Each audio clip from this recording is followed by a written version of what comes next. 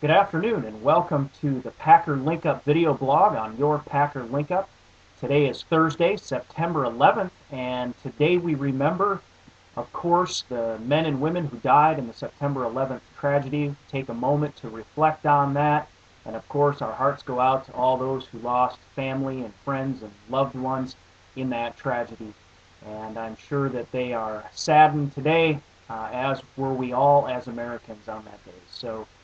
Today we're going to talk, though, about Packer victory on Monday night. And we are still basking in the warm glow of beating the Vikings at Lambeau on Monday night during Aaron Rodgers' maiden voyage as the starting quarterback for Green Bay Packers.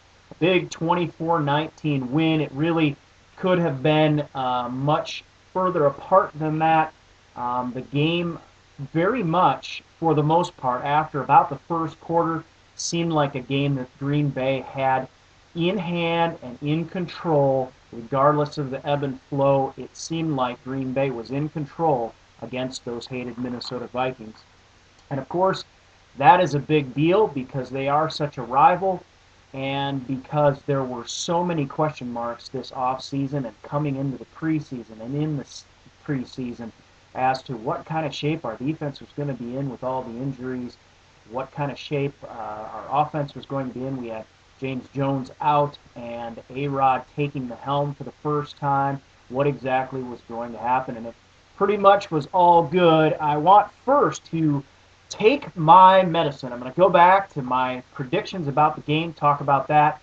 Hey, I did pretty well this time. I'm sure my medicine segment at times will be enough to choke me when I'm so far out in left field. But I said last week that Charles Woodson, I said, put it on your calendar, he's going to have an interception. He did not. I was wrong there. But Atari Bigby did have a big interception late in the game to seal it.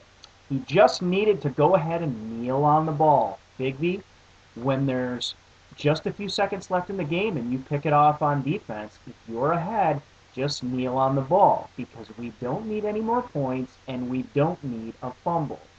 But that was a great play. Brady Papinga also should have had an interception, didn't. But I was wrong on that. Woodson with no picks in this game, so he's going to have to get his against Detroit. Offensive line. I said that we were going to it was going to the running and passing game were both going to be dependent on the offensive line, and that we were going to have a balanced attack. I said Cliffy was going to be good, and there was a possibility it could get ugly though if his knees gave him trouble or if he started to get behind Jared Allen, the hired gun for the Minnesota Vikings. And it came out Cliffy good, Jared bad.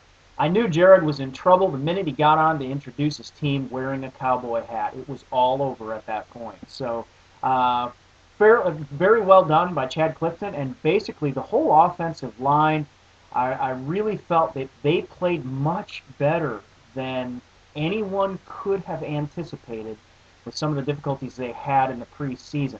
There was a lot said about McKinney being out for the Vikings. Oh, their offense isn't at full steam, and they like to run left over McKinney. And our offensive line, make no mistake, had a lot more shaken up about it than the Vikings' offensive line did. Hutchinson was in for them. We had a new center, and everyone had to shift. There were a lot of people not at their respective positions of most comfort. So we did well, and the offensive line should pat themselves on the back. Of course, too many penalties, but we'll get to that later. So I also asked this question last week: can Mike McCarthy get this team emotionally ready for a game? Not hyper-emotional, but not flat. And they went out and they did. They played well. They were precise. They were intelligent, but they were also pretty amped up. The defense, Brady Papinga, was all over the place, out there making plays. Guys that we didn't necessarily call the name of. Nick Collins, there was a Nick Collins, couple big hits by him.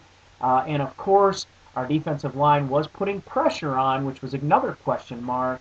And good to see Ryan Pickett back in, stuffing the run. So we did very well. Hats off to Mike McCarthy. He had his team well prepared, not just to do their assignments and play well, but to go out and hit with emotion. And on offense, you saw Aaron Rodgers with a sneak, really just cut loose, slam the football down in the end zone, and run into a Lambeau leap. And I hope that that kind of emotion is just absolutely infectious for the whole team. Also, of course, I never mentioned, I did predict the Packers to win with a lot. I hedged my bet a lot because I thought that could be a very difficult game for us. I predicted a 21-17 win. Score ended up being 24-19, so pretty close there. I wasn't right about Charles. I did say that AD was going to get 70-plus yards. I guaranteed he would have 70-plus yards. I said he may very well break 100. He had 103 yards on the day. I said that we were going to have good play by Aaron Rodgers, but also good play by Ryan Grant. And Ryan Grant, apparently not at 100%, but still had a big run that if he had gotten one block at the end, would have been a touchdown, and really came through. Looked like his old self. Looked like he had just stepped off the field from the last game against the Giants and was just moving along in stride. So it was good to see him running well. All right, moving on, I want to talk about some statistics in this game. Of course, this was a game that early on, it looked like all of our worst nightmares could come true. We looked a little out of sync.